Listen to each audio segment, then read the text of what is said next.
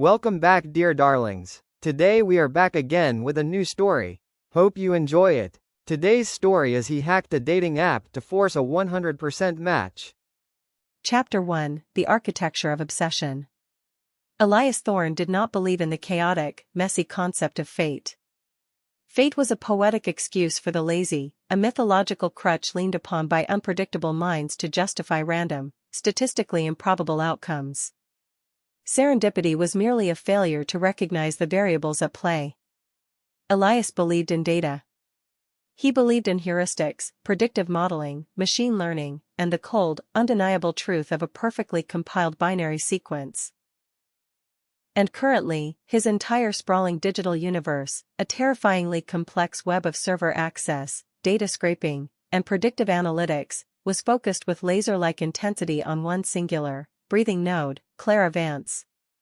Clara was 28 years old, a freelance graphic designer who specialized in minimalist branding for boutique coffee shops and independent bookstores. She liked oat milk in her cortados, a detail Elias knew because he had access to her digital wallet transaction history. She listened to obscure, synth-heavy post-punk bands from the late 1980s, a fact he confirmed by mirroring her Spotify API keys. She went for runs every Tuesday and Thursday exactly at 6 a.m., a route Elias had mapped down to the meter by quietly intercepting the telemetry data from her smartwatch. He knew the exact rhythm of her resting heart rate. He knew she lingered on articles about mid-century modern furniture. He knew she texted her mother on Sundays and that she occasionally bought highly expensive, ethically sourced dark chocolate when her bank account dipped below a certain threshold, a fascinating stress response he had charted on a private graphing software. For the past 6 months, Elias had existed solely in the digital periphery of her life, a ghost in her machine. He sat in the oppressive, blue-tinted glow of his 6-monitor setup in his sterile, high-rise apartment overlooking the grid of the city. Rain lashed against the floor-to-ceiling windows, the droplets fracturing the neon lights of the skyline into 1,000 blurry, digital artifacts. On his central curved screen ran the live back-end infrastructure of Aura, currently the city's most downloaded, most socially dominant dating application. Elias was not just an employee at Aura. He was its lead back-end architect. He had written the foundational code for the proprietary matching algorithm that boasted a 78% success rate in predicting long-term relationship viability. The media hailed it as a revolution in modern romance. Elias viewed it as a flawed, rudimentary toy. 78% was a C+. It left a 22% margin for error. It left room for human irrationality. Most importantly, it left room for Clara to choose someone else. Target_query, user_ID, 899342_CV. Status, online, active session. Geolocation, 4.2 miles away, home network IP confirmed. Current interface activity, browsing discover feed. Elias leaned back in his ergonomic chair, the leather creaking softly in the quiet room. His fingers rested lightly over his customized mechanical keyboard, the heavy tactile switches waiting for his command. He wasn't just observing her profile tonight, he was preparing to rewrite the fundamental laws of gravity within the application. He was going to play God in a universe he had built. He opened a hidden command terminal, a backdoor he had hard-coded into the system before the app even went to its beta phase. No one at the company knew it existed, it bypassed all security protocols, end-to-end encryption, and administrative logging. He isolated his own dormant profile, user_ID, 110021_EL, and began the meticulous process of tethering it directly to the root of Clara's hidden preference matrix. Aura didn't just match people based on what they explicitly said they wanted, it monitored their behavior. It tracked how long a user lingered on a photo, the specific jawlines they swiped right on, the keywords in BIOS that prompted a message. It built a psychological shadow profile. Elias was now scripting a dynamic mirror. Whatever Clara desired, his profile would invisibly and instantaneously reflect. If her swiping history indicated a sudden preference for men over 6 feet, His profile instantly registered his height as 6 feet 1 inch in the backend database, seamlessly altering the metadata without changing the visual text to avoid suspicion. If she paused for more than 3 seconds on profiles featuring golden retrievers, an algorithmically generated, photorealistic image of Elias hiking with a borrowed dog was queued to populate into his gallery. He typed furiously, lines of Python and proprietary SQL variants cascading down the dark screen. He was weaving his digital DNA into hers. He wasn't just creating a match, he was forging an inevitability. "Let's see what you're looking for tonight, Clara," he murmured to the empty room, his voice barely a whisper against the hum of his server tower. He accessed her psychological archetype scoring. She favored men who appeared empathetic, creative, but financially stable. She had a subconscious aversion to men holding fish, men in large groups, and men who used excessive exclamation points in their prompts.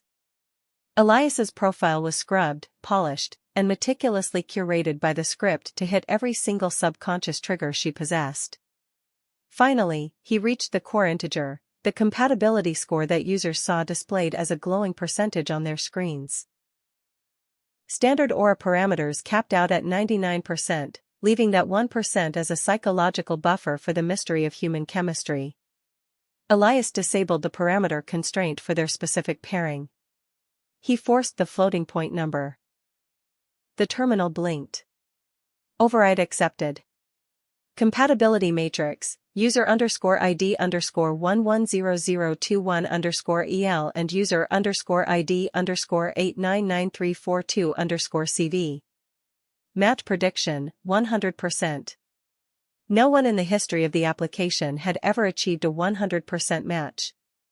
It was mathematically designed to be impossible within a randomized user base.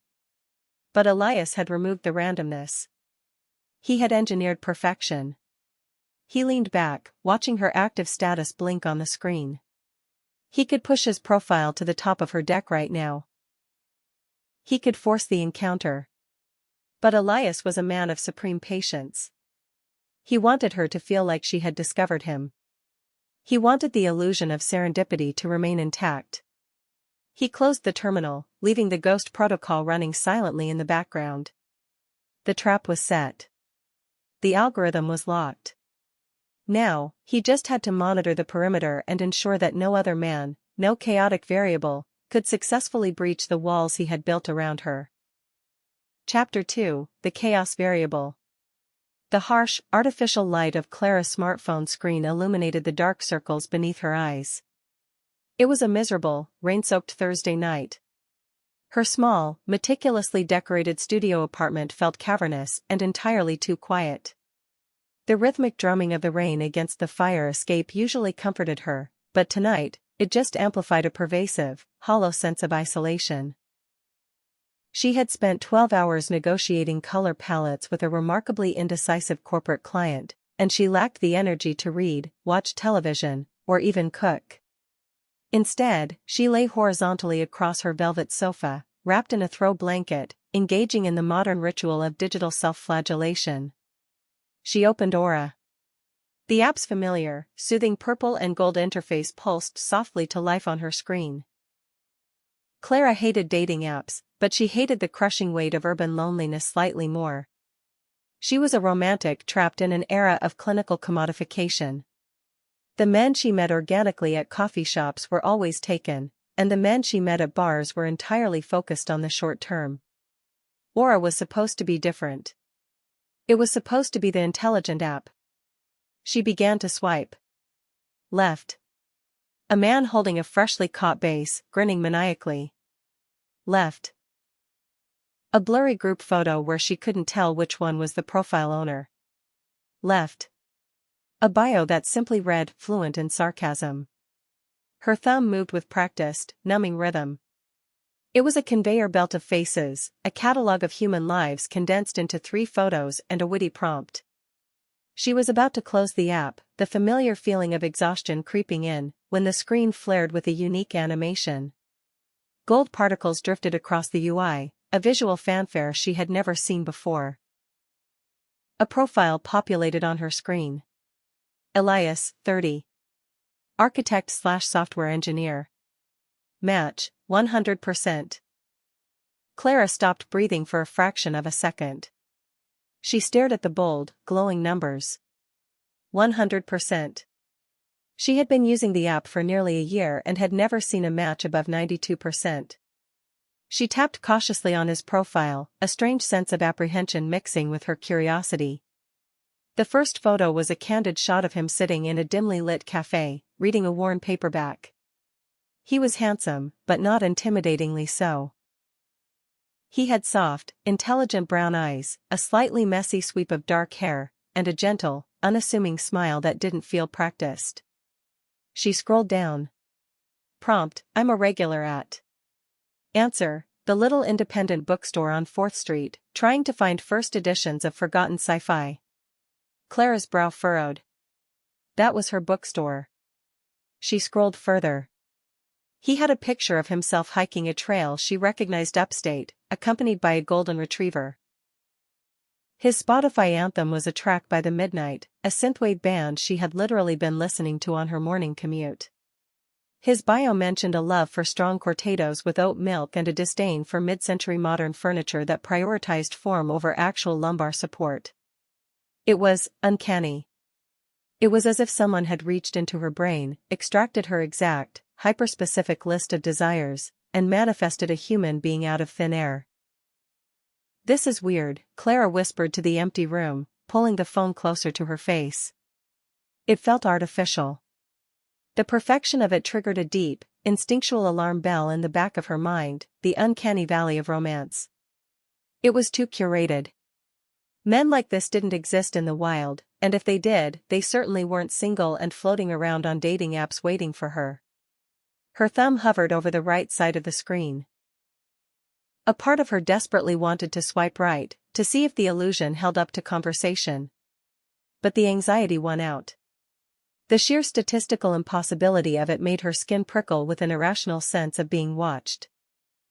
With a decisive, almost defensive motion, she swiped Elias to the left. Rejected. Sent into the digital void. She exhaled a long breath, feeling a bizarre sense of relief. She needed someone real. Someone flawed. Someone who didn't feel like a perfectly tailored algorithmic trap. 2 swipes later, a new profile appeared. Marcus, 29. Accountant. Match, 81%. Marcus looked decidedly normal. He had a slightly crooked smile, a picture of himself at a baseball game wearing a faded cap, and a bio that read, "Just looking for someone to argue with about what to watch on Netflix until we both fall asleep." It was mundane. It was safe. It was incredibly, beautifully average. Clara swiped right. The screen instantly flashed. It's a match. Within 30 seconds, a little chat bubble popped up. Marcus, please tell me you don't take 3 hours to pick a movie. Clara. Only 2.5 on a good day. Hi Marcus. They bantered easily for about 20 minutes. He was polite, a little eager, but completely benign. By the end of the conversation, they had agreed to meet for drinks the following evening at a popular, well-lit gastropub downtown. Clara locked her phone, a genuine smile playing on her lips. She felt hopeful. Miles away, in his glass and steel tower, the temperature in Elias's apartment seemed to drop 10 degrees. He stared at his primary monitor. The terminal window was flashing a harsh, angry red text against the black background. Action, match rejected, swipe left. Target user, 899342_CV. Object user, 110021_EL.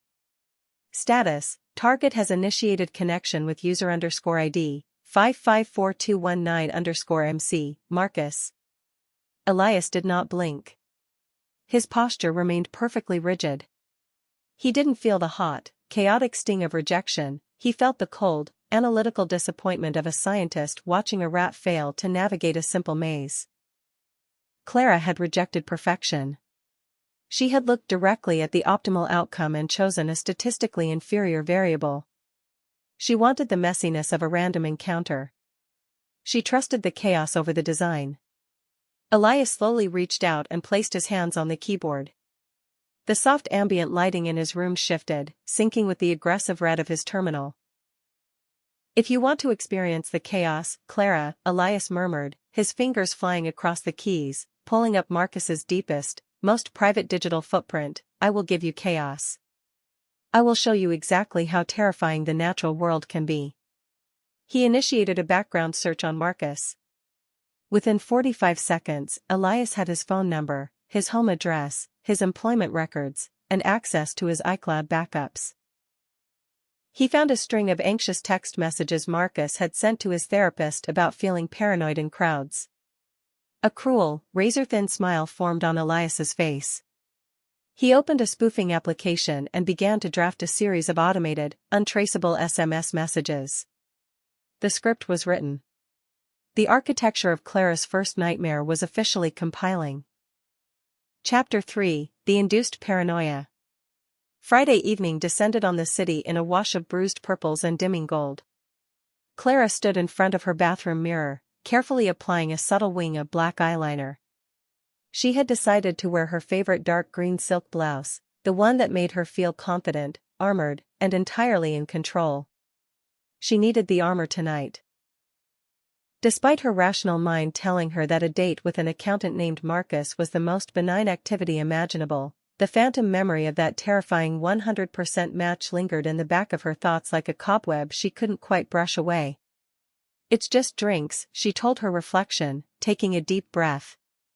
"Normal, boring, beautifully average drinks." Across the city, in a room entirely devoid of natural light, Elias was actively dismantling Marcus's sanity. Elias had not slept. His monitors were a chaotic tapestry of terminal windows, mapping software, and intercepted data streams. He had spent the last 18 hours carefully constructing a bespoke digital labyrinth for Marcus to run through. Marcus, Elias had discovered by cross-referencing his digital footprint with leaked medical database hashes, suffered from mild agoraphobia and a profound fear of gang stalking, a paranoid delusion he had spent years managing with a therapist. Elias didn't need to physically threaten Marcus, he just needed to pluck the specific strings of his pre-existing psychological vulnerabilities. The operation began at 4 p.m., while Marcus was still at his accounting firm. Elias used an unlisted VoIP routing service to send a text to Marcus's personal cell phone from an anonymous number. "We know you're leaving soon. Wear the blue coat. It makes you easier to see." Marcus, who was indeed planning to wear his navy peacoat, had dismissed it as a wrong number, though his heart rate, monitored by Elias via Marcus's connected fitness ring, spiked from a resting 72 to 98 beats per minute. At 5:30 p.m., when Marcus left his office building, his rideshare app malfunctioned. Elias had executed a localized man-in-the-middle attack on Marcus's cellular connection, dropping his 5G signal to a crawling 2G edge network, rendering him unable to hail a car. Marcus was forced to take the subway. As Marcus swiped his transit card, his phone buzzed again. Another anonymous number. The man in the gray hat across the platform. "Don't look directly at him." Elias was watching the subway station's public-facing security cameras. He had timed the message perfectly. There was, indeed, a man in a gray hat standing opposite Marcus. It was just a tired commuter, but to Marcus, whose fitness ring now registered 115 BPM, it was a confirmation of his deepest terrors. By the time Marcus emerged from the subway, 10 blocks from the gastropub where he was supposed to meet Clara, he was drenched in a cold sweat. Elias then took control of Marcus's GPS navigation app. He subtly altered the walking route, sending Marcus down a series of poorly lit alleyways and desolate industrial streets, constantly recalculating the route to keep him moving in disorienting circles. Every 3 minutes, a new text arrived. "You walk too fast. Turn left. We're waiting. Are you sure you want to meet her? She's the one who gave us your schedule." At the gastropub, Clara checked her watch. It was 7:20 p.m. Marcus was 20 minutes late.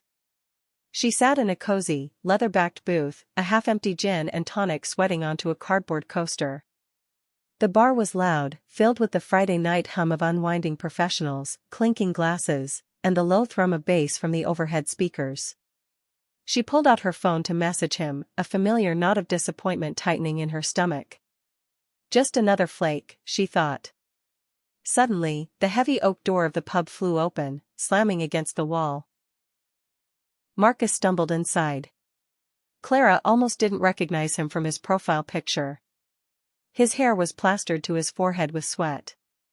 His eyes were wide, bloodshot, and darting frantically around the room as if expecting the shadows to lunge at him. His chest heaved, and he was clutching his phone so tightly his knuckles were bone white. Clara half stood, raising a hesitant hand. "Marcus? Over here." Marcus's head snapped toward her. He didn't smile. He didn't look relieved. He moved toward her booth with a jagged, predatory quickness that made the hair on Clara's arms stand up. He slid into the booth opposite her, not taking off his coat.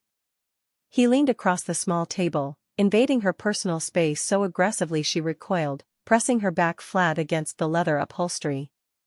"Did you see them?" he hissed, his breath smelling stale, his voice a frantic, raspy whisper. "See who?" Clara asked, her voice trembling. "Marcus, what's going on? Are you okay?" "Don't play dumb with me." Marcus snapped, slamming a fist onto the table. The silverware clattered loudly. Several heads at the bar turned to look. "How many of them are out there? Is the bartender in on it? Did you tell them I was coming?" "Tell who?" "Marcus, you're scaring me." "I don't know what you're talking about." Clara was gripping the edge of the table, her mind racing. She looked around for a bouncer, for a waiter, for anyone. Marcus pulled his phone out and shoved it inches from Clara's face. The screen displayed the horrifying string of spoofed texts Elias had spent the evening sending. "Read it," Marcus demanded, his voice cracking with hysteria. "They said you gave them my schedule. You set me up. This is a trap. I didn't send these." Clara pushed the phone away, genuine panic setting in. "I don't even know your last name, Marcus. Let go of me." She hadn't realized he had grabbed her wrist until she tried to pull back. His grip was like a vice, born of sheer, adrenaline-fueled terror. It hurt. "Hey, buddy," a deep voice boomed. A broad-shouldered waiter had materialized at the edge of the booth. "Let the lady go. Now." Marcus looked up at the waiter, his eyes expanding. In his shattered, paranoid state, the waiter wasn't a savior, he was a reinforcement. He was part of the conspiracy. Marcus let go of Clara as if she had burned him. He scrambled backward, knocking over his chair with a loud crash. "You're all in on it." He screamed at the top of his lungs, pointing a trembling finger at Clara, then at the waiter, then at the entire bar. "I'm not going to let you take me." Without another word, Marcus turned and sprinted out of the gastropub, disappearing into the rainy night. Clara sat frozen in the booth, her wrist throbbing, her chest heaving as tears of shock welled in her eyes. The entire bar was staring at her. The silence was deafening. In his apartment, Elias watched the red dot representing Marcus's phone flee rapidly across the digital map, moving further and further away from Clara's stationary signal. Elias unspooled his tense muscles and finally took a sip of cold coffee from a mug on his desk. He brought up a live feed from Clara's smartwatch. Her heart rate was at 130 BPM. She was terrified. "I'm sorry, Clara," Elias whispered to the dark monitors. "But the fire has to burn the forest before the new seeds can grow. You'll understand soon." Chapter 4: The Escalation of Violence. It took Clara nearly 2 weeks to open the Aura app again. For days after the incident with Marcus, she had jumped at shadows. She triple-locked her apartment door and carried a canister of pepper spray in her pocket even when making a quick run to the bodega. Her best friend, Sarah, had tried to rationalize it over brunch. "He was just a crazy guy, Clara," Sarah had said, waving a piece of avocado toast dismissively. "New York is full of them." He probably went off his meds. It has nothing to do with you. You just drew the short straw of the algorithm. Don't let one lunatic ruin your social life. Clara desperately wanted to believe Sarah. She wanted to believe it was a statistical anomaly. So, on a quiet Sunday morning, she forced herself to open the app, determined not to let fear dictate her life. She matched with Julian. Julian, 32. Venture capitalist. Match, 85%. Julian's profile exuded a polished, arrogant confidence. He wore expensive suits, had photos of himself on sailboats, and his bio was a sharp, slightly condescending joke about modern dating. He wasn't her usual type, but he seemed grounded, successful, and diametrically opposed to the nervous, frantic energy of Marcus. They chatted briefly. Julian was direct and decisive. He suggested a Sunday afternoon coffee at a high-end, glass-walled cafe near Central Park. Clara agreed. It felt safe. Broad daylight. Expensive coffee. Normalcy. Elias had seen the match the millisecond it registered in the Aura backend. He had immediately initiated a deep dive protocol on Julian. What he found displeased him immensely. Julian was not just a chaotic variable, he was a malignant one. Elias bypassed Julian's outward-facing social media and dug into his deleted communications and sealed court records, data that Aura legally scrubbed, but which Elias retained in a private, encrypted shadow server for his own research. Julian had a history. He had 2 sealed restraining orders from ex-girlfriends, both citing explosive, uncontrollable rage. He had a private WhatsApp group with his finance friends where he spoke about women in terms that made even Elias, a man currently stalking a woman, feel a flicker of profound disgust. Julian was a predator wrapped in a tailored suit. Elias leaned forward, the glow of the monitors painting his face in harsh, angular shadows. If Marcus was an exercise in induced paranoia, Julian was going to be an exercise in controlled demolition. Elias didn't need to invent a boogeyman this time, he just needed to open the cage and let the monster out exactly when Clara was watching. The cafe was bright, filled with sunlight filtering through massive oak trees outside. Clara arrived 10 minutes early, securing a small marble table near the window. She ordered a cappuccino, feeling the tension in her shoulders slowly begin to melt. Maybe Sarah was right.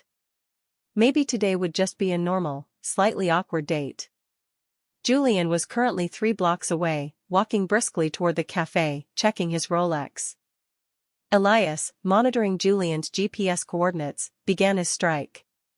He didn't spoof a stranger this time.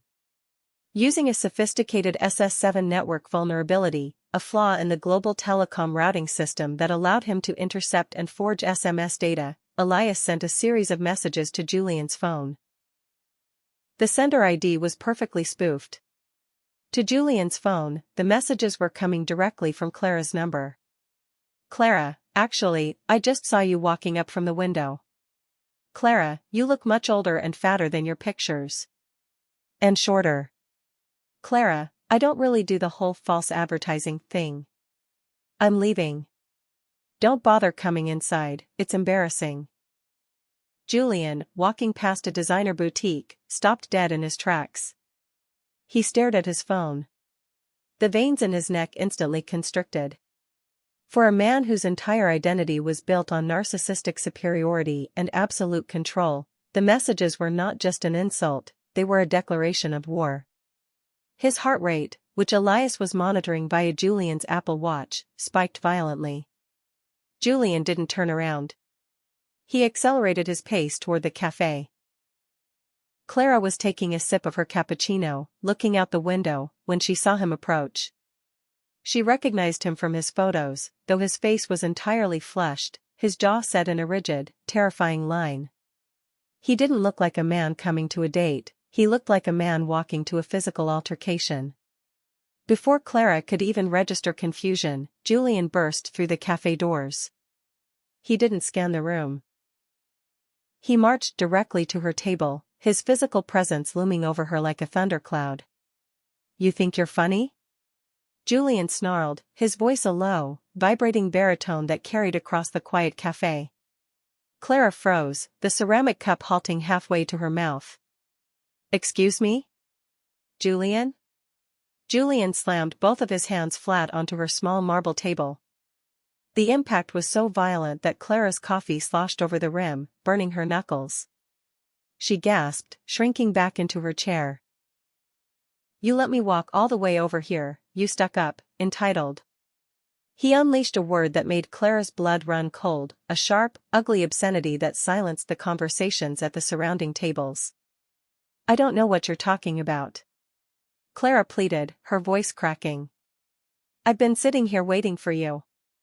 Don't lie to my face." Julian roared, spit flying from his lips. He leaned closer, his face inches from hers, his eyes dark with an unhinged, violent fury. "You send me those texts, you humiliate me, and then you sit here playing the victim? You're garbage. You're nothing.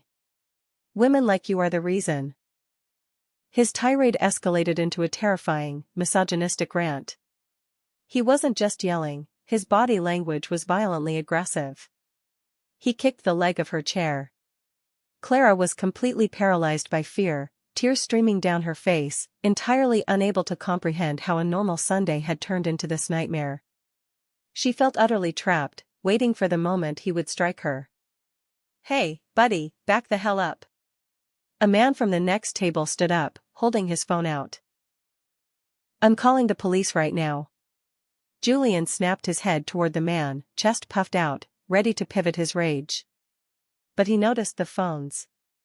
Several people were recording him. The corporate instinct for self-preservation pierced through his blind rage. He looked back down at Clara, who was sobbing quietly, her hands covering her face. "Waste of my time," Julian spat, the words dripping with venom. He turned and stormed out of the cafe, slamming the heavy glass door so hard the frame shuddered. Clara couldn't stop crying. The barista came over with napkins and a glass of water, speaking in soothing tones, but Clara couldn't hear her. The world felt overwhelmingly dangerous, filled with men who wore masks of sanity over bubbling, lethal hostility. She took her phone out with shaking hands. She didn't message Sarah. She didn't call the police. She went to her home screen, pressed down on the purple aura icon until it jiggled, and hit delete. She was done. The algorithm was a lie. The city was a minefield. She would never trust a digital connection again. Sitting in his apartment, watching the Aura application uninstall ping from Clara's device, Elias slowly closed his terminal. He exhaled a long, satisfied breath. The digital phase of the operation was complete. Clara's trust in the outside world, in random chance, and in natural algorithms had been entirely obliterated. She was isolated, terrified, and desperate for safety. Elias stood up, walking to his closet. He pulled out a soft, unassuming gray sweater.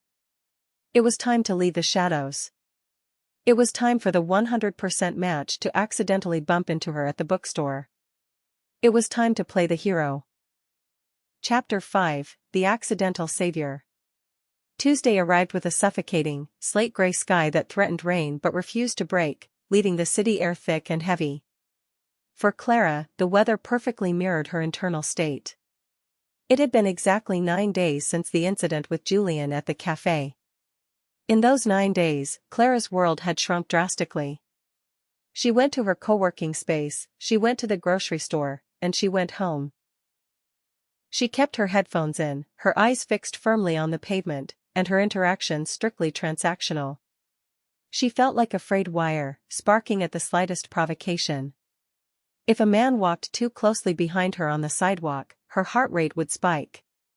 If a stranger smiled at her on the subway, she interpreted it not as friendliness, but as a potential threat assessment. The deletion of Aura had severed her connection to the digital dating pool, but the psychological residue remained. By late afternoon, the claustrophobia of her apartment became too much to bear. She needed an anchor, a place that felt objectively safe. She grabbed her raincoat and walked 4 blocks to the dusty Tome, a fiercely independent, dangerously cluttered bookstore that had stubbornly resisted gentrification for 3 decades. It was her sanctuary. The air inside smelled of decaying paper, binding glue, and stale vanilla. The floorboards warped and creaked underfoot, and the lighting was a warm, forgiving amber. She navigated the labyrinthine aisles to the back corner, where the obscure, out-of-print science fiction paperbacks lived. She just wanted to lose herself in a world that didn't exist. 3 aisles over, hidden behind a towering stack of oversized art history volumes, Elias was waiting. He had not followed her physically. He didn't need to. He had placed a microscopic Bluetooth tracker inside the lining of her raincoat during a brief moment when she had draped it over a chair at her co-working space 2 days prior. He knew she was here. He knew her smartwatch registered a resting heart rate of 82 BPM, elevated, anxious, but stabilizing in the quiet of the bookstore. Elias was dressed with meticulous, calculated intention. He wore a soft, charcoal gray cashmere sweater that conveyed warmth and approachability. His hair was styled to look effortlessly, slightly messy. He wore rounded, tortoiseshell glasses, non-prescription, because his visual profiling algorithms indicated that Clara unconsciously associated rounded eyewear with non-threatening, intellectual personalities. He checked his phone one last time. He plotted his trajectory. It was time. Clara was reaching for a faded yellow spine on the bottom shelf, her fingers brushing the dust off the title, when a sudden weight clipped her left shoulder. A heavy stack of hardcovers plummeted to the floor with a series of loud, percussive thuds, startling the quiet ambience of the aisle. Clara gasped, instantly recoiling. The trauma of Julian's explosive rage flared in her nervous system. She pressed her back against the wooden bookshelf, her eyes wide, her hands coming up instinctively in a defensive posture. "Oh, my God. I am so incredibly sorry," a voice said. It wasn't a yell. It wasn't an aggressive bark. It was a soft, melodious baritone, laced with genuine, entirely disarming panic. Clara looked down. The man was not towering over her. He had immediately dropped to his knees, frantically gathering the spilled books, his ears turning a bright, embarrassed shade of pink. "I'm an absolute idiot," he stammered, balancing a heavy book on his knee while reaching for another. "I was reading the jacket of this Huxley novel and completely lost my peripheral vision." "Are you okay? I didn't hurt you, did I?" Clara lowered her hands, her rapid breathing slowing just a fraction. She looked at him. He was entirely focused on the mess he had made, projecting a harmless, almost comedic vulnerability. I'm fine," Clara managed to say, her voice barely above a whisper. "You just startled me." The man looked up, pushing his tortoiseshell glasses up the bridge of his nose. He had soft, deeply expressive brown eyes. And in that frozen second, recognition struck Clara with the force of a physical blow. The soft sweater. The slightly messy hair. The eyes. "I'll buy all of these if I scuffed them," he was babbling to himself, before finally holding out the yellow paperback Clara had been reaching for. "Here. I think this was your..." He stopped. He looked at her face, his brow furrowing in a perfectly executed pantomime of sudden realization. He blinked once, twice, his mouth parting slightly. "Wait," he said, his voice dropping an octave in disbelief. Clara's heart pounded against her ribs. The odds were impossible. In a city of 8 million people, in a bookstore tucked away on a side street, he was kneeling in front of her. "You're..." "Elias," Clara breathed, the name feeling strange on her tongue. "The 100% match." Elias let out a breath that sounded like a laugh strangled by pure astonishment. He sat back on his heels, a masterclass in feigned shock. "Clara? The girl who sent me to the digital graveyard?" Despite the lingering adrenaline in her veins, Clara felt a hot flush of embarrassment creep up her neck. Yes. I'm sorry." Elias smiled. It was a devastatingly gentle smile. "Please, don't apologize. Honestly, my ego took a bit of a hit that day, but given that I just assaulted you with a stack of mid-century Russian literature, I think your instincts to swipe left were probably spot on. I'm a walking hazard. He stood up slowly, ensuring he kept a respectful, non-threatening distance, leaving plenty of space between them in the narrow aisle. He didn't loom. He didn't step forward. Clara looked at him. After Marcus's paranoid delusions and Julian's violent entitlement, standing in front of Elias felt like stepping out of a hurricane into a quiet, warm room. The app had said he was a perfect match. The algorithm, which she had cursed for 2 weeks, had identified this gentle, self-deprecating man as her ideal partner. And here he was, entirely by accident, apologizing for dropping a book. I haven't had the best luck with that app, Clara admitted, the confession slipping out before she could filter it. Her voice trembled just a fraction. Elias's smile faded, replaced by a look of profound, calibrated empathy. His eyes softened further. I'm sorry to hear that. Truly. Dating out there, it can be a total nightmare. It's chaotic and brutal. It is, Clara whispered, feeling an unexpected lump form in her throat. He understood. He wasn't dismissing her. Look, Elias said softly, gesturing toward the front of the store. As a formal peace offering for nearly crushing your toes, and maybe as a tiny consolation for whatever nightmares the app put you through, could I buy you a coffee? There's a quiet place just around the corner. Completely platonic. No pressure. If you want to just take your book and run from the clumsy guy, I completely understand. He gave her an out. He handed her the control. It was the psychological masterstroke. Clara looked at the yellow paperback in his hand, and then up into his steady, safe brown eyes. The algorithm had been right all along. She had just been too afraid to trust it. A coffee sounds really nice, Clara said, and for the first time in weeks she genuinely smiled. Chapter 6, A Calculated Romance. The next 3 months were, by every metric Clara possessed, an absolute dream. Elias was a revelation.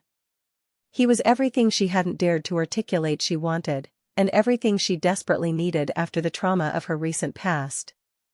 The relationship progressed with a frictionless, terrifyingly perfect momentum. It was as if 2 puzzle pieces, separated by a vast and messy world, had finally snapped together with an audible click.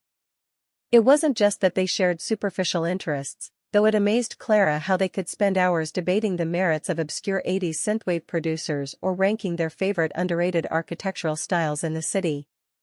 It was how deeply Elias seemed to understand her emotional topography. On a rainy Thursday in late October, Clara had a brutal, confidence-shattering meeting with an art director who tore her portfolio to shreds. She hadn't texted Elias about it. She hadn't called him. She had just ridden the subway home in a state of quiet, hollow misery, entirely drained. When she unlocked her apartment door, she smelled garlic, basil, and chili. Elias was standing in her small kitchen. He had a key, she had given it to him a month prior.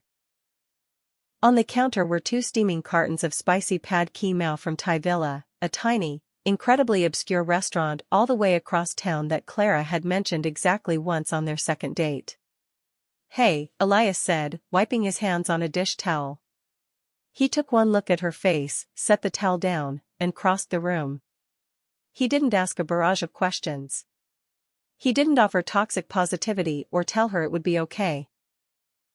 He simply wrapped his arms around her, pulling her into a firm, grounding embrace. Rough day, he murmured into her hair. Clara burst into tears, burying her face in his chest. The worst, she sobbed. I know, he said softly, rubbing circles on her back. I've got you. Dinner is hot, and I queued up that terrible psychological thriller we said we'd make fun of. You don't have to talk about it until you're ready. Clara clung to him, overwhelmed by a wave of profound gratitude. How did you know? She whispered. How do you always know exactly what I need? Elias kissed the top of her head. I just pay attention, Clara. That's all. It was a beautiful lie. Elias did pay attention, but not in the way a loving partner does. He paid attention with the cold, unblinking omniscience of a surveillance state. Back in his high-rise apartment, his 6-monitor setup had evolved. It was no longer just a terminal for hacking a dating app, it was the nerve center of Clara Vance's existence. He knew she had a bad meeting because he had a script running that silently intercepted the push notifications from her phone. He had read the calendar invite titled Portfolio Review Final Warning. He had monitored the gyroscope and accelerometer data on her smartwatch. He knew she had been pacing back and forth in the waiting room for 20 minutes, her heart rate elevated in a state of deep anxiety. He knew exactly when she left the building, and he tracked her transit card swipe at the subway station, calculating precisely how much time he had to secure the takeout and arrive at her apartment before she did. To Clara, it was romance. To Elias, it was a perfectly executed logistical operation. He managed her life like a sysadmin manages a fragile server network. He preempted her sadness. He steered conversations away from topics that his text analysis algorithms flagged as potential triggers for arguments. If her bank account was running low, he casually suggested they cook at home instead of going out, framing it as a desire for intimacy rather than financial relief. "You make me feel safe," Clara whispered to him late one night. They were lying in his massive bed, the city lights painting geometric shadows across the ceiling. "Before I met you, the world felt so hostile. Those men. I thought I was losing my mind." Elias was staring at the ceiling, his arm wrapped around her bare shoulder. He stroked her arm rhythmically, exactly 60 beats per minute, a tempo he knew subconsciously lowered her blood pressure. "The world is hostile, Clara," Elias said, his voice a low, soothing hum. "It's chaotic. People are governed by irrational impulses. They're unpredictable. But we make sense. Inside this apartment, with us, the variables are controlled. I will always keep you safe." Clara tilted her head to look at him, her eyes shining with adoration. She leaned up and kissed his jaw. "I love you," she said softly. It was the first time she had said it. Elias didn't flinch, though a cold thrill of absolute victory spiked in his chest. The algorithm had achieved its ultimate condition. The target was completely integrated. "I love you too," Elias replied, the words calibrated to the exact tone of quiet reverence required for the moment. But perfection is a state of unnatural tension. In the realm of software architecture, closed systems only remain closed until a variable behaves outside of its designated parameters. Reality is full of bugs, hardware failures, and corrupted files. And as Elias lay in the dark, confident in his absolute control over the woman sleeping beside him, he was entirely unaware that thousands of miles away, an automated server farm in Virginia was preparing to push a mandatory, unblockable OS update to Clara's old MacBook Pro, an update that would inadvertently shatter the digital cage he had spent the last 9 months building. Chapter 7: The Thread Unravels. The catalyst for the destruction of Elias Thorne's digital empire did not arrive in the form of a brilliant hacker or a suspicious detective. It arrived as a localized hardware failure triggered by a mandatory, background OS update that fundamentally corrupted the partition map of Clara's 5-year-old MacBook Pro. It was a Wednesday afternoon. Clara was staring at a screen that had frozen mid-render on a crucial branding package for a new client. The cursor was a spinning, merciless wheel of death. Then, the screen went black, replaced by a flashing folder icon featuring a question mark. The hard drive was gone. Panic set in immediately. The client deadline was 9 a.m. the next morning. She picked up her phone and called Elias, her voice tight with anxiety. He picked up on the first ring. "Hey, what's wrong?" "Your heart rate is spiking," Elias said softly, his voice a soothing balm through the receiver. He framed the intrusion as a sweet, attentive joke, but in truth, he was looking at a live graph of her biometric data on his secondary work monitor. "My laptop just died," Clara said, pacing her small living room. "The hard drive is totally corrupted. I have a massive deliverable due tomorrow, and I don't have a backup machine capable of running the rendering software. I'm so screwed, Elias." Breathe, he instructed gently. It's going to be fine. Take a cab to my place right now. Just use my rig. You have your project files on the cloud, right? Yes, but your setup it's a spaceship. I don't know how to use half of what you have. It's easy, Elias chuckled, the benevolent savior once again. The passcode for the front door is your birthday. Go into my office. The two monitors on the right are connected to my personal Mac Mini. It has the entire Adobe suite installed. Just use those. The password is your birthday, too. Clara felt a profound wave of relief wash over her. You are literally my favorite person on earth. I know, Elias said softly. Just one thing, Clara. The three monitors on the left are connected to my Linux work servers. They're running live background processes for Aura's architecture. Please don't touch that keyboard or mouse.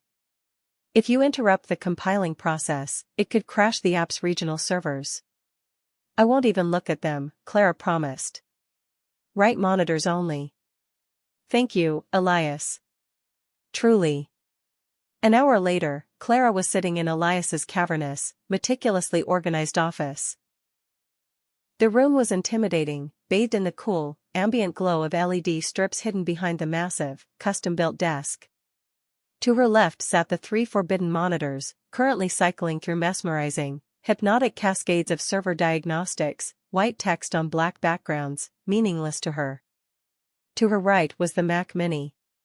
She woke it up, typed in 081498, her birthday, and the screen unlocked. She downloaded her files from the cloud, opened her design software, and got to work. Hours evaporated.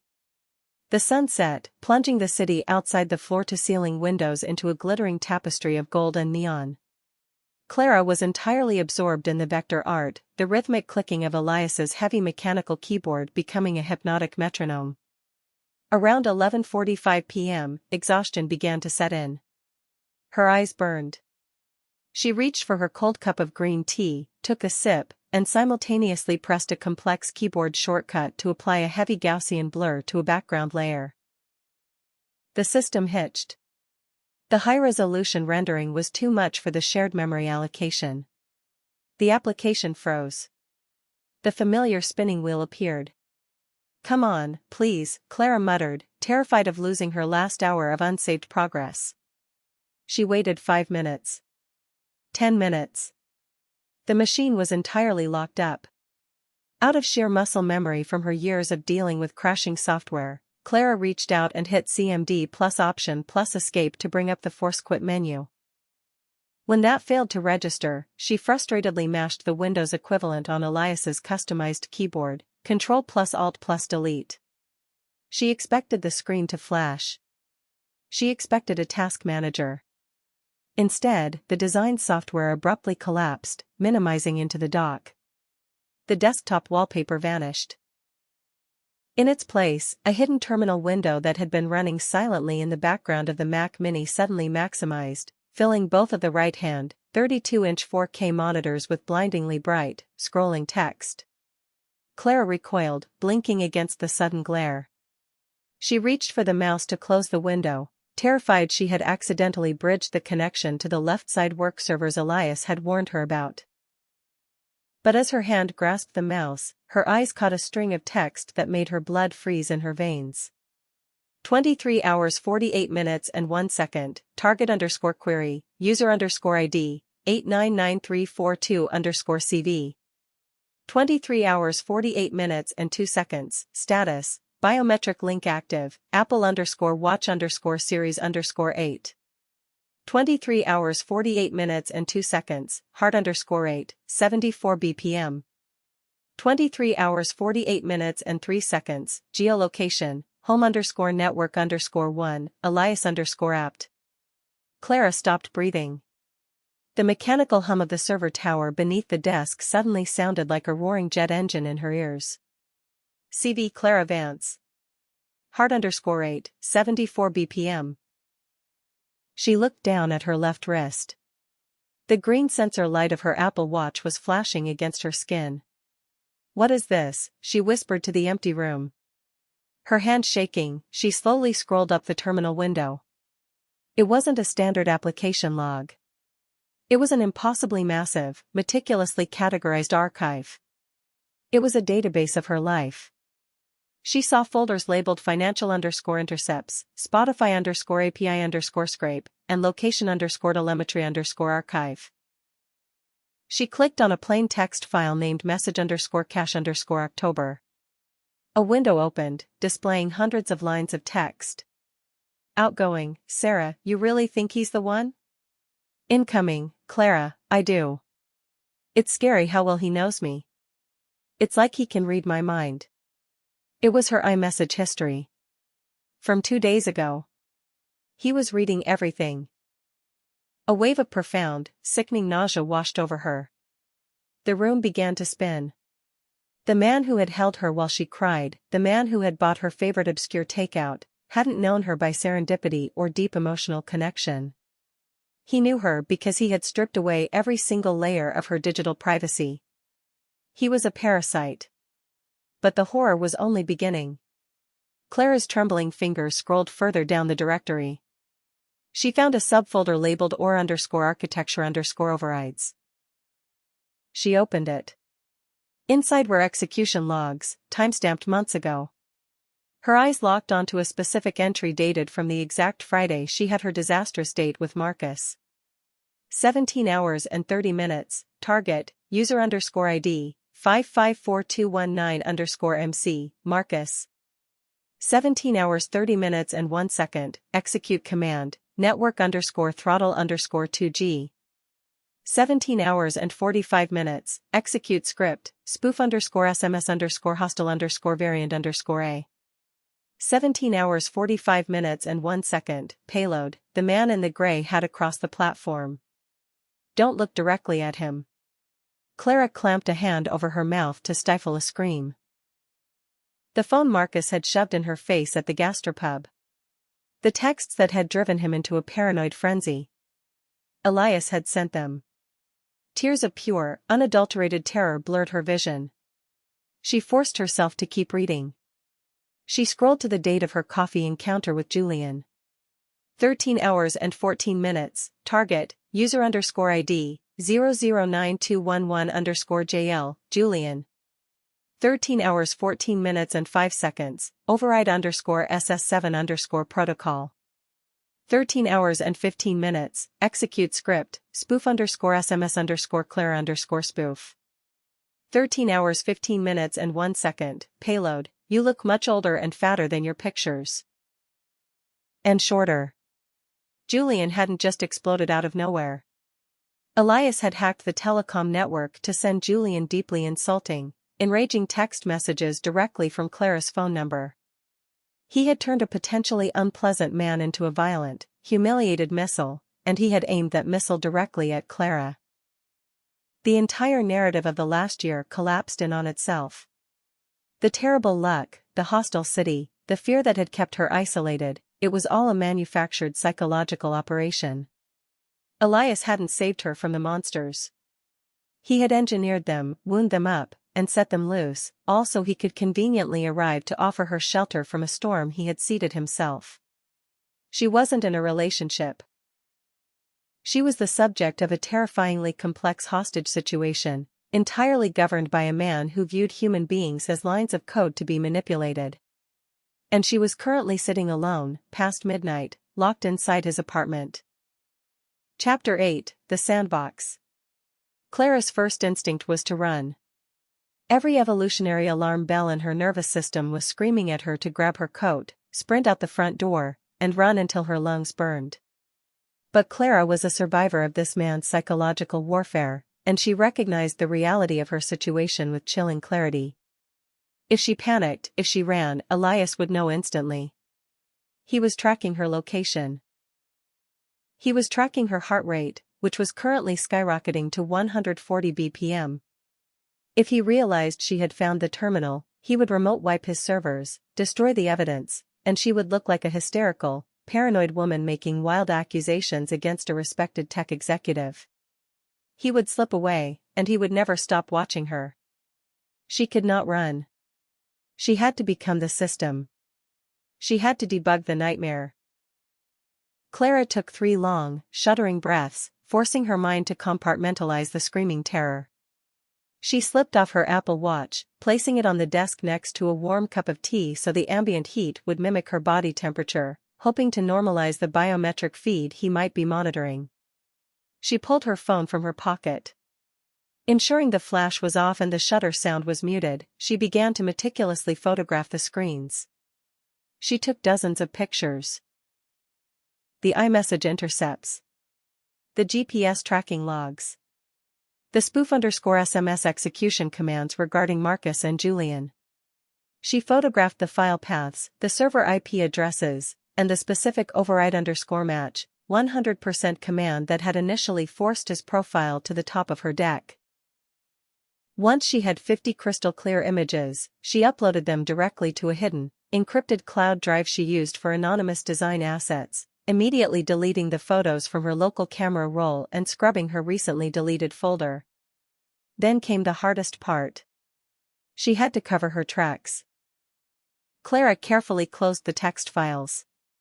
She minimized the terminal window, burying it back in the hidden background processes. She then manually forced a hard restart of the Mac Mini to clear the volatile RAM and system cache. When the computer booted back up, she reopened her design software, recovered her crashed file, and forced herself to finish the last 10 minutes of her client's project. Her hands shook so violently she could barely operate the mouse, but she pushed through. She saved the file, emailed it to her client, and shut the computer down. She picked up her Apple Watch, strapped it back onto her wrist, and walked out of the office. 30 minutes later, the front door unlocked. Elias walked in, shaking the rain off his umbrella. He looked tired but deeply content. He hung up his coat and walked into the bedroom, where Clara was lying in the dark, her back to the door, perfectly still. "Hey," he whispered, sitting on the edge of the mattress. His hand reached out, gently stroking her shoulder. Clara felt a physical wave of revulsion so strong she nearly gagged. It took every ounce of willpower she possessed not to flinch away from his touch. "Hey," she mumbled, forcing her voice to sound thick with sleep. "I finished the project." "I'm so proud of you," Elias said softly, leaning down to press a kiss to her temple. "I told you my rig would handle it. Go to sleep. You're safe." Clara closed her eyes. She lay awake for 7 hours, listening to the perfectly steady, 60 beats per minute rhythm of a psychopath breathing next to her. The next morning, Clara played her role flawlessly. She made him coffee. She kissed him goodbye at the door, complaining about a headache and stating she was going to spend the day offline, away from screens, reading a physical book in a park. "Good idea," Elias smiled, adjusting his tie. "You deserve a break. Call me later." The second the door locked behind him, Clara moved. She didn't take her phone, she left it plugged into the charger on the nightstand, projecting a stationary GPS signal. She didn't wear her Apple Watch. She wore an oversized hoodie, a baseball cap, and sunglasses. She left the apartment complex through the service elevator, avoiding the lobby cameras. She walked 6 blocks, paid cash for a subway ticket, and rode the train deep into Queens, far away from their usual Manhattan haunts. She found a grimy, independent electronics store wedged between a laundromat and a halal cart. With a crisp $100 bill she had kept hidden in her sock drawer for emergencies, she purchased a cheap Android burner phone and a prepaid SIM card. Clara walked to a nearby diner, ordered a black coffee, and opened the plastic packaging of the burner phone.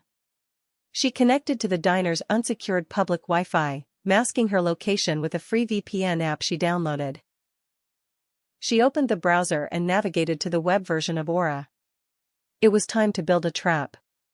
Clara knew that Elias, as the app's architect, couldn't resist monitoring the geofence around his physical location. He ran background sweeps on new users near his office building as a matter of habit, a manifestation of his God complex. Clara began to forge the digital antithesis of herself. Name, Chloe. Age, 28. For the photo, she didn't use a real person. She used an AI image generator to create a remarkably realistic portrait of a blonde woman with heavy makeup, a stark contrast to Clara's minimalist, brunette aesthetic. She meticulously engineered Chloe's psychological profile to be a chaotic, aggressive variable. Bio: if you can't handle me at my worst, don't swipe. Looking for an alpha male. I hate cats, I hate indie music, and I think graphic designers are basically just adults who play with crayons. She filled the profile with right-wing political markers, aggressive emojis, and subtle red flags that would instinctively trigger Elias's analytical disdain. Then, using a GPS spoofing application on the burner phone, Clara pinned Chloe's location to a high-end espresso bar located exactly across the street from the Aura corporate headquarters. She set the phone on the sticky diner table, the screen glaring brightly.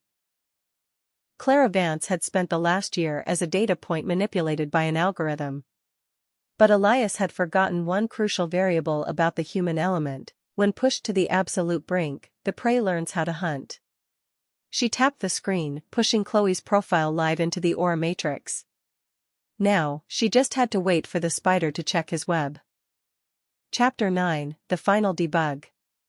High above the bustling streets of Manhattan, inside the sleek, glass-encased headquarters of Aura, Elias Thorne was experiencing a rare, uncomfortable sensation: a lack of total visibility. It was 2:15 p.m. His secondary monitor, a vertically oriented screen dedicated entirely to the biometric and geographic telemetry of Clara Vance, was completely static. Her GPS locator showed her perfectly stationary in his apartment. Her Apple Watch feed was flat. Not dead, but reading a steady, unchanging room temperature, meaning it was off her wrist. She's sleeping, Elias rationalized to himself, tapping his index finger rhythmically against his mahogany desk. She said she had a headache. She took off the watch to nap. It was a perfectly logical conclusion, yet the dark, obsessive center of his brain hummed with a low-voltage anxiety. He despised the blind spots. The entire foundation of his love for Clara was built on the premise of absolute, unblinking surveillance. Without the data feed, she was just a human being, unpredictable and chaotic. To soothe his nerves, Elias turned his attention to his primary work monitor. He initiated a localized packet-sniffing sweep of the Aura matrix within a 1-mile radius of the corporate headquarters. It was a habit of his, a way to flex his administrative muscles and observe the digital ants scurrying around his digital ant farm. The terminal populated with hundreds of active users. Elias filtered for new accounts created within the last hour. Only one profile appeared in the immediate geofence. Chloe, 28. Location, 0.1 miles, the Roost Espresso Bar, across the street. Elias casually clicked on the profile, his eyes scanning the data. A blonde woman with heavy, contoured makeup stared back at him. He read her bio. If you can't handle me at my worst, don't swipe. Looking for an alpha male.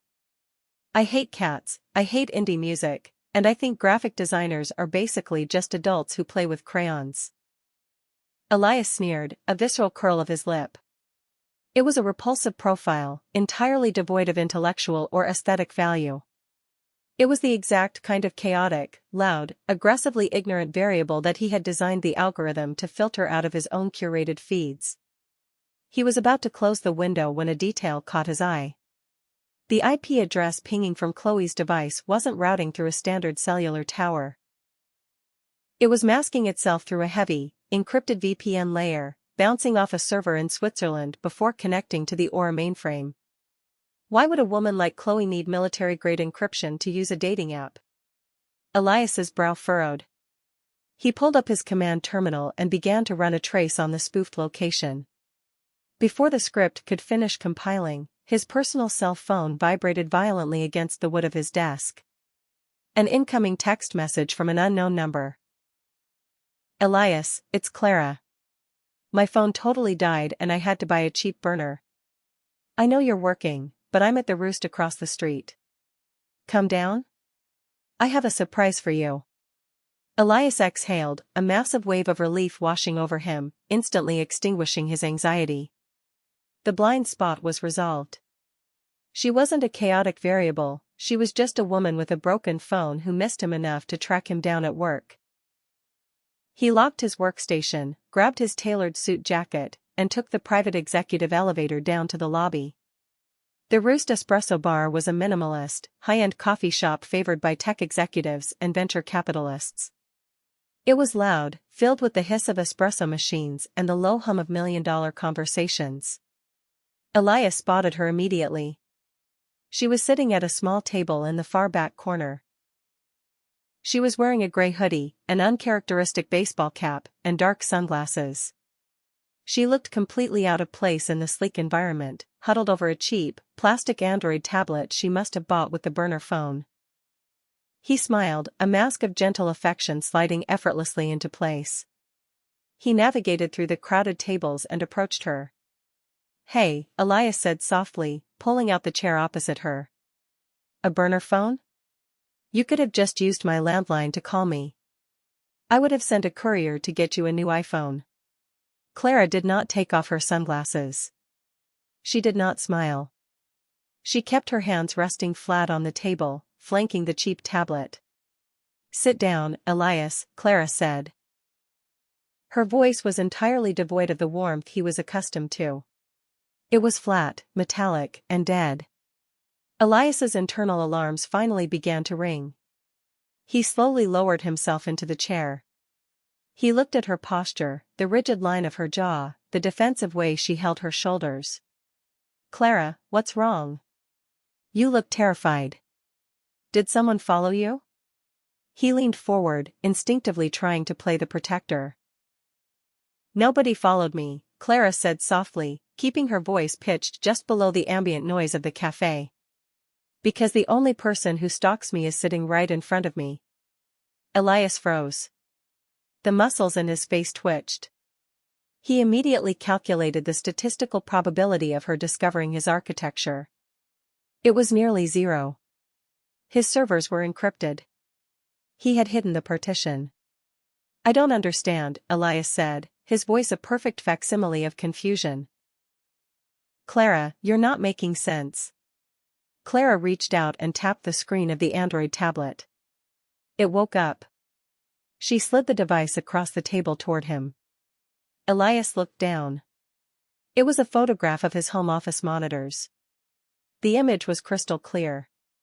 It displayed the terminal window showing her own Apple Watch biometric telemetry, layered directly over the execution command for the spoof_SMS_hostile script directed at Julian. Elias stopped breathing. The ambient noise of the coffee shop seemed to vanish, replaced by a high-pitched, ringing silence. The walls of his perfectly constructed reality were suddenly, violently collapsing inward. "I know, Elias," Clara whispered, leaning in slightly. "I know about the algorithm. I know about the 100% match. I know about Marcus. I know about Julian. I know that you hacked the network to terrorize them so they would terrorize me." Elias stared at the tablet. The mask of the gentle, clumsy savior cracked, fractured, and fell away completely. What replaced it was a cold, calculating, and terrifyingly blank expression. His brown eyes, usually so soft, turned into flat, obsidian glass. "You shouldn't have looked," Elias stated, his voice completely stripped of emotion. It was the voice of a machine reporting a fatal error. "You violated my private servers. You didn't understand the context." "The context?" Clara hissed, a flash of pure anger finally piercing her fear. "You tortured people. You turned my life into a psychological horror movie so you could play the hero. You built a cage and locked me inside it. I protected you from the statistical probability of pain." Elias countered, his voice rising a fraction, his logic utterly warped by his God complex. "You saw the data. Marcus was a paranoid schizophrenic. Julian was a violent misogynist. I didn't invent their flaws, Clara, I merely accelerated them. I showed you the truth of the world so you would appreciate the safety I provided. We are a perfect match. I curated it." "You curated a hostage situation," Clara said, her voice shaking with adrenaline. Elias looked at the tablet, then at her burner phone sitting on the table. His mind raced, calculating his administrative privileges. He could remote wipe his home servers from his cell phone in exactly 45 seconds. He could deny everything. Photos could be doctored. It would be her word against his. He slowly reached into his suit jacket for his phone. "If you touch your phone, you're going to regret it," Clara said, her voice dropping to a glacial whisper. Elias paused, his hand hovering inside his jacket. "You have no proof, Clara. You have a few photos. I am a senior architect at a billion-dollar company. Who do you think the police will believe?" "You're right," Clara said, finally taking off her sunglasses. Her eyes were red-rimmed, exhausted, but burning with a fierce, uncompromising fire. "Which is why I didn't just go to the police. I went to your boss." Elias's eyes widened. "While you were staring at Chloe on your geofence scanner," Clara continued, tapping the tablet one last time to reveal an email sent folder, "I scheduled a localized data dump. At exactly 2:00 p.m., a heavily encrypted zip file containing 50 photographs of your terminal logs, your SS7 exploit codes, and your illegal server architecture was emailed to the CEO of Aura, the company's board of directors, and the cybercrimes division of the NYPD." Elias stared at the screen. The email addresses were real. The timestamps were real. "They have the logs showing you manipulating user data," Clara said, her voice steadying. "They have the proof that you used company servers to stalk me. You didn't just commit a crime against me, Elias. You compromised the integrity of a billion-dollar tech company. You cost them their bottom line." Elias felt a cold sweat break out on his forehead. The variables had completely escaped his control. "You have about 2 minutes," Clara said, checking her cheap plastic watch, "before Aura's internal security locks you out of the mainframe entirely. And maybe 5 minutes before the police walk through those front doors to seize your hardware." Elias looked at her. He didn't see a victim anymore. He saw a system administrator who had just permanently revoked his access. Without a single word, Elias stood up. He didn't apologize. He didn't look back. He turned and practically sprinted toward the rear exit of the coffee shop, shoving past a waiter carrying a tray of lattes, desperate to reach a terminal, desperate to rewrite the code of his own destruction. Clara sat at the table, her hands finally beginning to shake. The spider was running. The web was broken. Chapter 10, System Override. Elias Thorne's escape attempt was as brief as it was pathetic.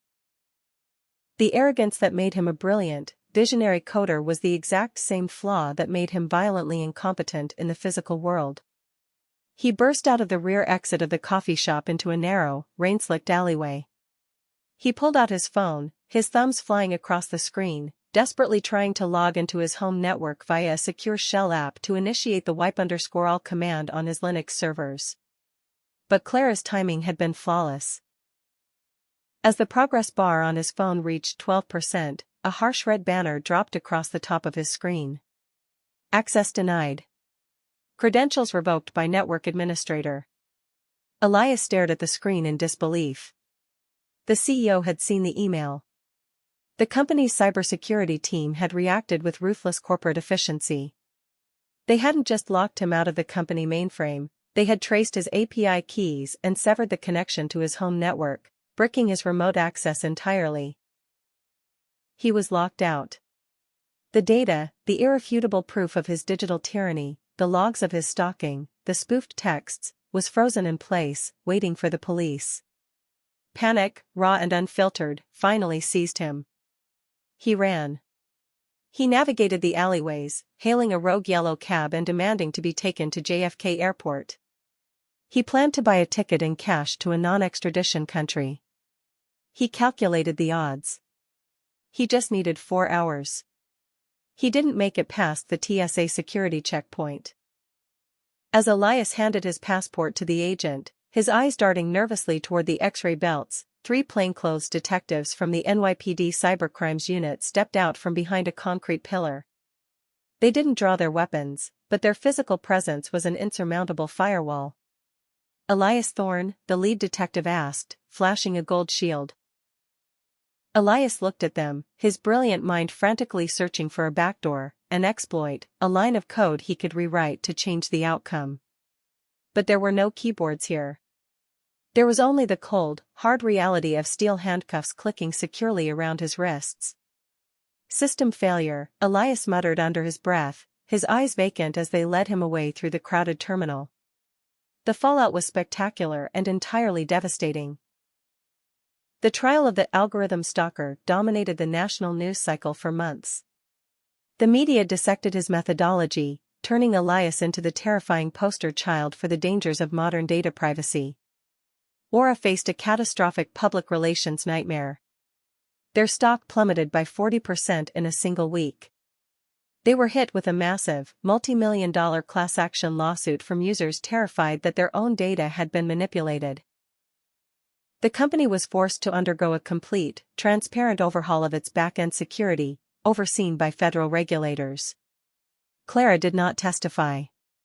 The digital evidence was so overwhelmingly comprehensive, so meticulously documented by her photographs and the recovered server drives, that the prosecution didn't need to put her on the stand to endure the trauma of cross-examination.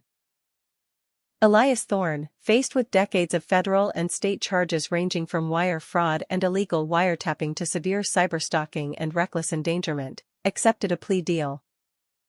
On a crisp, brilliantly clear Tuesday morning in late April, Clara Vance stood in the back row of the gallery at the federal courthouse in Manhattan for Elias's final sentencing. She wore a simple, light trench coat. She looked rested. The dark circles under her eyes had faded, replaced by a quiet, resilient strength. The judge, a stern woman with zero tolerance for tech bro hubris, looked down at Elias from the bench. "Mr. Thorne, you weaponized the very human desire for connection. You treated human beings as data points to be tortured and manipulated for your own profound narcissistic gratification. You are entirely unfit to participate in society." She handed down a sentence of 25 years in a federal penitentiary, with no access to internet-connected devices for the remainder of his natural life. As the bailiffs moved to escort him out of the courtroom, Elias turned around. He scanned the crowded gallery. His eyes, completely devoid of remorse, locked onto Clara standing in the back row. He looked at her with a chilling, clinical confusion. He still didn't understand. He had run the numbers. The compatibility matrix was flawless. He had provided safety. He had provided perfection. In his mind, the math was right, and the world was simply broken. Clara held his gaze. She didn't shrink back. She didn't tremble. She felt the final, lingering thread of fear, the ghost in her machine. Snap and dissolve into nothing. She looked at him not as a terrifying mastermind, but as a pathetic, isolated man who was going to spend the next 2 decades staring at concrete walls instead of computer screens. Clara turned and walked out of the courtroom before he even passed through the side doors. She pushed open the heavy oak doors of the courthouse and stepped out onto the wide stone steps. The city stretched out before her, a sprawling, chaotic, incredibly loud labyrinth of concrete and glass. She pulled her new phone from her pocket. It was a blank slate. There were no dating apps installed. There were no algorithms curating her existence. She had no idea who she was going to bump into at the coffee shop tomorrow. She didn't know if her next date would be a disaster, a bore, or the love of her life. She had absolutely no data to predict her future. For the first time in a very long time, Clara looked up at the unpredictable, beautifully messy world, took a deep breath of the city air, and smiled. She welcomed the chaos. Thank you for watching, dear darlings. Don't forget to like and subscribe the channel for more such story.